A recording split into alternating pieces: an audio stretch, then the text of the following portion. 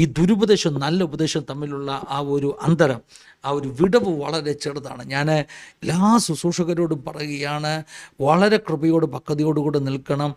നമ്മൾ പഠിപ്പിക്കുന്ന ഡോക്ടറിൻ്റെ അകത്തുനിന്ന് ഒരു നെല്ലിട അപ്പുറത്തോട്ട് പോയാലുണ്ടല്ലോ, അത് ദുരുപദേശമായി മാറാനുള്ള സാധ്യതയുണ്ട്. അത് ഡേഞ്ചറസ് ആണ്.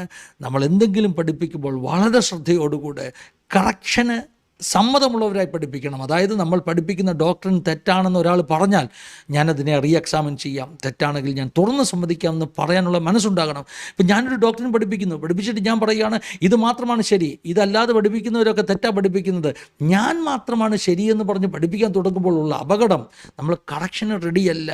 മറ്റുള്ളവർ നമ്മളെ കറക്റ്റ് ചെയ്യുവാൻ, നമ്മളെ നീ പഠിപ്പിക്കുന്നത് തെറ്റാണെന്ന് പറയുവാൻ നമ്മൾ അനുവാദം കൊടുക്കുന്നില്ല. ആ വ്യക്തി സാധ്യതയുണ്ട്, ഒരു ദുരുപദേശകനായി മാറാനുള്ള സാധ്യതയുണ്ട്. അതുകൊണ്ട് ശുശ്രൂഷകന്മാരെ എപ്പോഴും ശ്രദ്ധിക്കണം. നിങ്ങൾക്ക് തെറ്റ്